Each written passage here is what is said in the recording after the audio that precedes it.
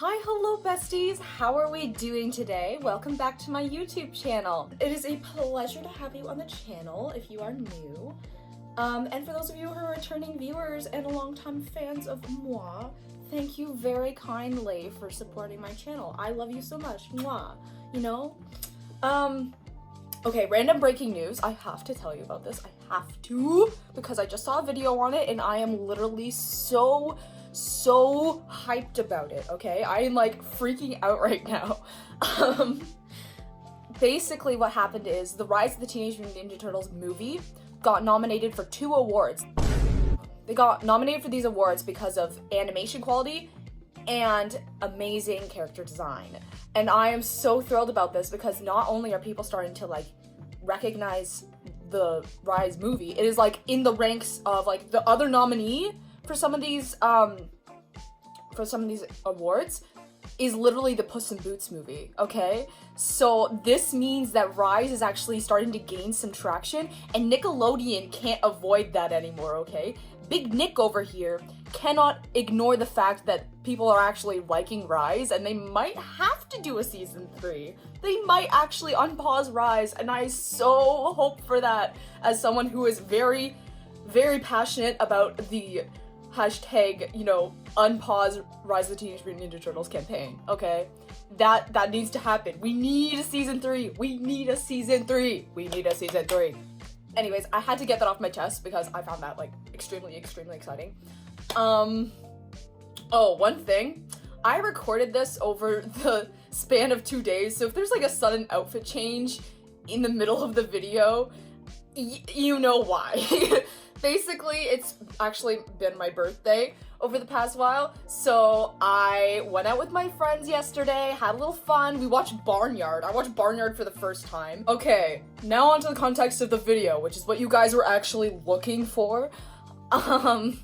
Basically, I'm going to be doing an analysis on the 2012 TMNT show, looking into some of the family dynamics, because I've done a couple analyses in the past on just like the turtles alone, and what I found really interesting was the comments section, because a lot of you were like pointing out certain flaws in like the family structure as a whole that kind of influenced them all singularly. So I really want to look into that today because like that really piqued my interest. I was like, oh, like there's more to this, right? So here's the video layout where I will be talking about how specifically I'm going to tackle the topic of the day.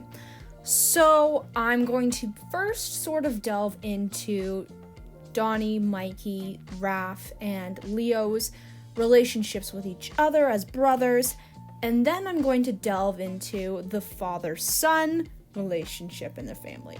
Before we continue with the rest of the video, I would like to give my disclaimer. I am in no way a licensed professional when I'm speaking about mental health or psychology. Please do not use my content to self-diagnose. If you do not have the resources available to get a proper professional diagnosis, please do credible research. Hop onto Google Scholar. Take those notes. Most of my discussion will be centered around mental health, and for this video specifically, I would like to give a trigger warning for mentions of bullying and mentions of emotional neglect. I will die on this hill, okay?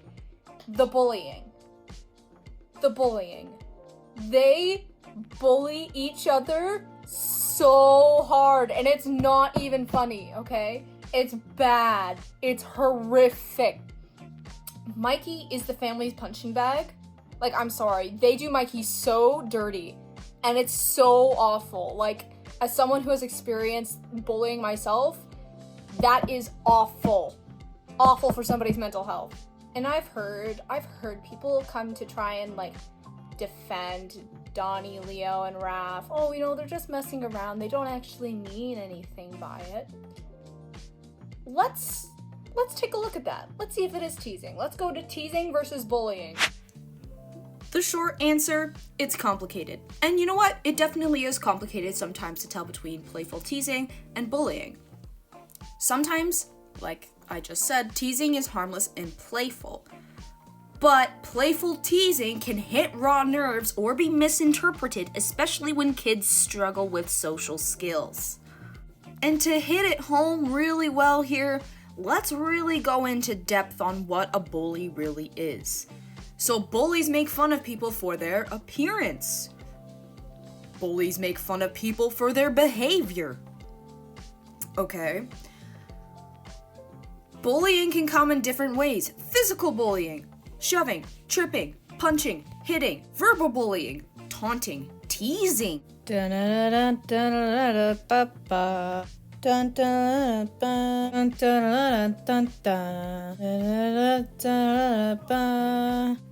Honestly, like, I know he plays pranks from time to time, but even the reactions to said pranks are so exaggerated, it's totally unrealistic and not necessary whatsoever.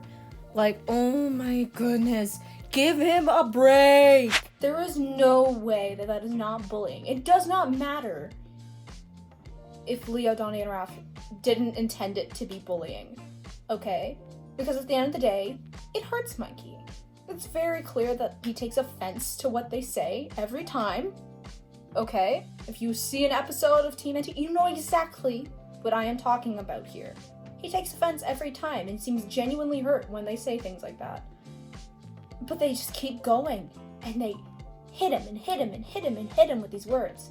And they don't stop. Another thing I notice with their communication with each other is they will constantly reinforce each other's negative traits. So you see Raph has his anger issues. They constantly tease him and egg him on while knowing he has anger issues. Insult Raphael. I'm feeling good about this plan. Hajime! And then when he gets mad, all of a sudden they play victim. When he lashes out, they play victim. And it's like, okay, but you sort of asked for it, right? You know he has anger issues. You know he can't control his anger very well, but you're still gonna prey on him like that. And then not expect him to blow up? Like, where's the logic? Where is the logic? And again, with belittling Mikey, they constantly belittle him, they call him dumb, they call him stupid, even though they know that he is very emotionally vulnerable and sensitive. He will take that into account. He will take offense to that, but they keep going. And this one, it also boils my blood. They called Donnie a nerd and kind of cringe at his behavior, looking more into him than before. I know my old analysis is kind of but like, Donnie totally is a little autistic coded. And the fact that they just keep mocking him for his interests, calling him a nerd, you know. In front of your girlfriend? She's not my girlfriend! Maybe he's got an off switch somewhere. Ow! Found it. That scanner's as useless as that gap in your teeth. It reinforces that feeling of, oh, maybe I am a cringy person. Maybe people don't want to be around me. And it makes the social anxiety that I talked about in my 2012 Donnie analysis even worse. Even worse. And while I was writing all of these things down in my notes, I came to an aha moment. So we're talking about Leo as a leader in my 2012 Leo analysis, right? And how he heavily prioritizes perfection. What I didn't realize until now was that his brothers are constantly on him about his leadership, especially Raph.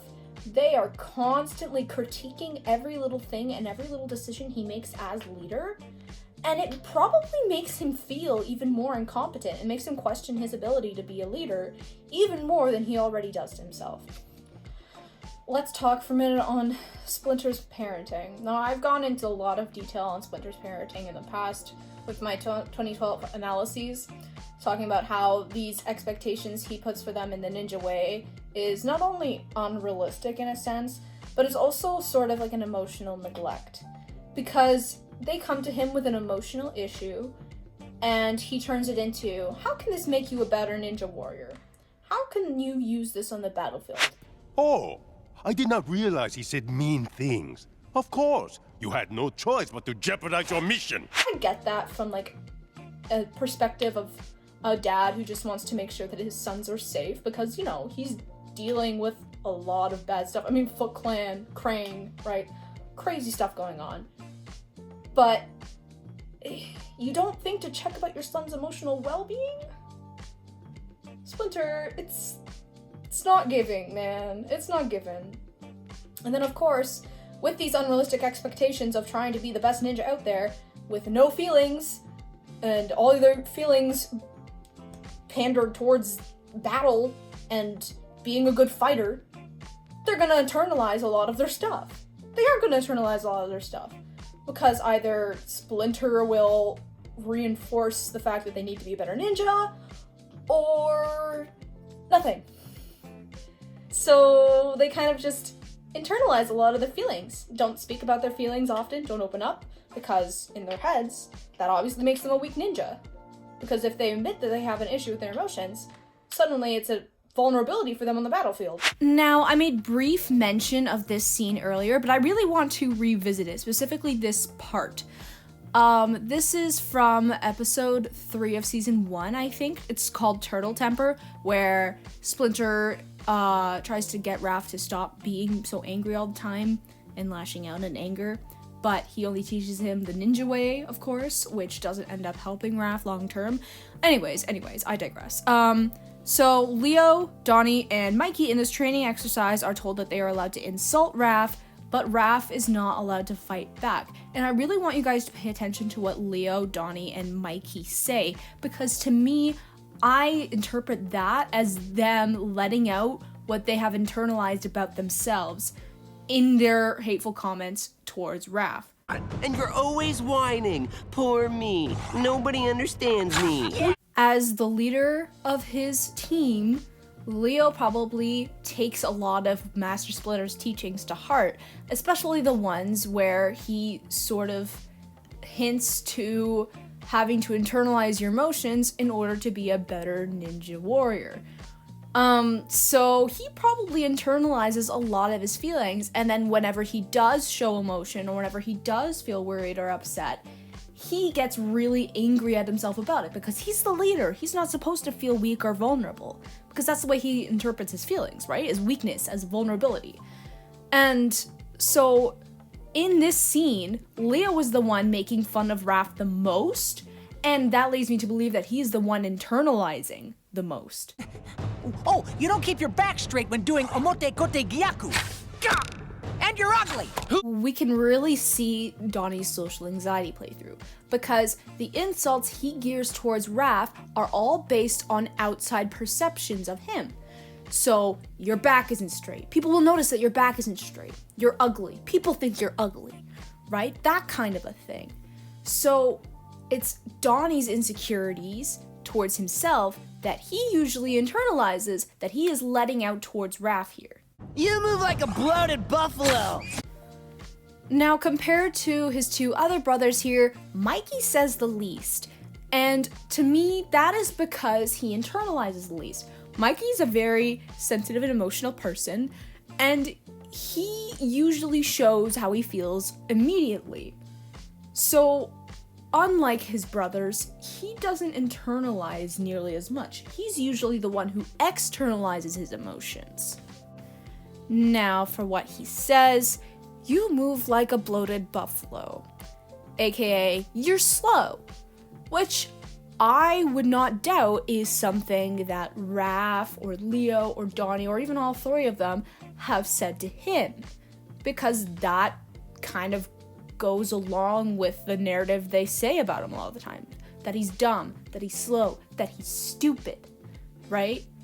So this could be that he just has the chance to regurgitate those words back at Raph because they stung him so much, now he has a chance to sting him without getting the repercussion of Raph beating him up. And even with the positive communication they have, because of course there are some moments where they do have positive communication, the issue with that is it doesn't happen nearly enough as it should. It does not happen nearly enough as it should. Remember the time where, was it Fishface bites Raph and he's venomous, so, or poisonous or whatever, so Raph gets poisoned, and the reason Mikey realizes something is wrong with Raph is because Raph says I love you. Remember that part? Yeah, me too. It's giving lack of positive communication. It's giving lack of positive reinforcement. Group therapy. Group therapy for them all. Group therapy for them all. So now let's summarize what we've talked about today. So first we sort of looked into the brothers' relationship with one another, specifically going into the quote-unquote teasing that happens a lot and how it's actually bullying. And then we sort of looked into Splinter's relationship with his sons and how his advice is actually a double-edged sword that sort of emotionally cripples them and leaves them to internalize a lot of what they're feeling in order to become a better ninja. Anyways, that about does it for today. I really hope you enjoyed the video. You know, if you made it this far, because my YouTube analytics show that lots of people click on for like 30 seconds, they're like, oh heck no, and then they just dip. So if you actually made it to the end of this video, thank you so much. I really appreciate your support. And to those longtime fans who are returning to watch another analyses by yours truly, thank you very much for the continued support of my channel. I appreciate you so much. If you did like this video, feel free to, you know, leave a like, subscribe, comment. It really makes my day seeing you guys' opinions on the things I talk about, and just to see your overall support on my content. It really gives me that motivation to keep going. This isn't like a guilt trip anyway. Like, if you don't want to, you don't have to. But yeah, that'll be all. Slay all day or all night, wherever you are, besties. You are loved, you are strong, and you've got this, baby. Love you. Mwah.